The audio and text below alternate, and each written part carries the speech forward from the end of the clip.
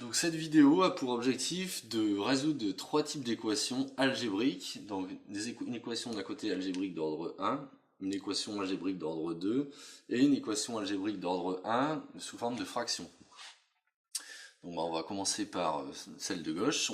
On va essayer de résoudre 2x plus 3 égale à 5x moins 4 où x est un certain réel. Donc il s'agit de trouver tous les réels qui vérifient cette équation, tous les x qui vérifient cette équation.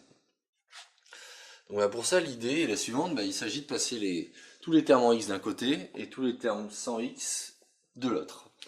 Donc typiquement, les termes en x, le 2x, on va le laisser du même côté. Donc ceci va être équivalent à 2x d'un côté auquel on retranche 5x de l'autre pour avoir tous les x du même côté. Et de l'autre, on va mettre toutes les constantes ensemble, c'est-à-dire moins 4 qui était déjà, et moins 3, en faisant passer le 3 de l'autre côté. Si bien qu'au final, le terme avec les x peut se factoriser par x et donc donner 2 moins 5 facteur de x, c'est-à-dire moins 3x, tandis que le terme de droite vaut moins 7. Il ne reste alors plus qu'à diviser par moins 3 pour obtenir la valeur de x. Donc ce type d'équation algébrique d'ordre 1 a une unique solution qui est un certain réel. Et donc le raisonnement qui est fait ici, en fait, est indépendant des constantes qui sont choisies devant le x. On peut très bien le faire avec 4x plus 3 par exemple, ou 7x plus 12. Voilà, donc ça c'est pour résoudre une équation algébrique d'ordre 1. Donc pour résoudre cette équation x carré égale à 12, l'idée est d'utiliser en fait une identité remarquable. Alors on verra plus tard comment résoudre des équations algébriques d'ordre 2 plus générales, qu'on appelle trinôme du second degré. Celle-ci en fait partie, mais c'est une forme d'équation algébrique d'ordre 2 qui se résout beaucoup plus facilement grâce à une certaine identité remarquable, qui est que a carré moins b carré est égal à a moins b facteur de a plus b. Alors, comment on s'en sert? On va faire apparaître deux carrés. Ici, on a déjà un carré qui est présent, on a x carré. Et 12, 12 c'est racine de 12 au carré.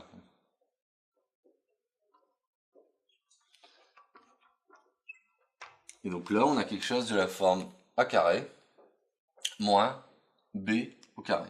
C'est-à-dire que cette identité remarquable va pouvoir se mettre sous la forme donc a moins b, c'est-à-dire x moins racine de 12, facteur de a plus b, c'est-à-dire x plus racine de 12. Et la combinaison, donc le produit de ces deux facteurs doit être nul. Pour que le produit de facteurs soit nul, il faut que l'un des termes soit nul. Donc on a deux solutions, deux possibilités. Soit x moins racine de 12 est égal à 0, c'est-à-dire ça correspond à x est égal à racine de 12. Soit x plus racine de 12 est égal à 0, c'est-à-dire x est égal à moins racine de 12. Donc voilà deux solutions. Au passage, on peut légèrement simplifier cette racine carrée, sachant que 12, c'est 4 fois 3. C'est-à-dire que c'est racine de 4 fois 3. Si bien qu'on se retrouve avec 2 racines de 3 et moins 2 racines de 3. Donc là, cette équation a cette fois-ci, au lieu d'avoir une solution comme ici, elle en a deux. On dit que le polynôme x carré moins 12 a deux racines. C'est notre façon de le présenter. Voilà, intéressons-nous maintenant à la dernière équation, donc qui est une équation algébrique sous forme de fraction. Donc il y a une première difficulté à lever qui est que pour que cette équation ait ne serait-ce qu'un sens, il est indispensable que le dénominateur ne s'annule pas. C'est-à-dire qu'il y a un certain nombre de valeurs interdites. Donc là ici il y en a une, qui est la valeur interdite, la valeur telle que 5x-7 soit égal à 0. La valeur interdite, c'est x tel que 5x-7 est égal à 0. Alors comment trouver x? En fait, ça revient à résoudre une équation algébrique d'ordre 1, ce qu'on a fait à gauche, c'est-à-dire à passer tous les x d'un côté et toutes les constantes de l'autre. Donc même chose, là il y a juste une constante à passer à droite, c'est-à-dire que c'est équivalent à 5x est égal à 7. c'est-à-dire que ça va être équivalent à x est égal à 7 cinquièmes. Donc bah, cette valeur-là, déjà, on sait qu'elle n'est pas solution de cette équation, parce que sinon on est en train de diviser par 0. Donc c'est la première chose, donc on va supposer maintenant que x est différent de 7 cinquièmes. Et si x est différent de 7 cinquièmes, cette équation a un sens. Et en fait, cette équation que je vais appeler E peut se réécrire en multipliant des deux côtés par 5x moins 7. Donc si je multiplie par 5x moins 7 à droite, il ne me reste plus que le numérateur de x plus 3. Et si je multiplie par 5x moins 7 dans la partie, enfin le 2 par 5x moins 7, je me retrouve avec 2 facteurs de 5x moins 7 à droite. Et donc, sur quoi on retombe à nouveau? On retombe à nouveau dans le cas de l'équation algébrique d'ordre 1, qui est ici à gauche. Donc, on fait la même chose, c'est-à-dire qu'on va remettre les x d'un côté et on va mettre les constantes de l'autre.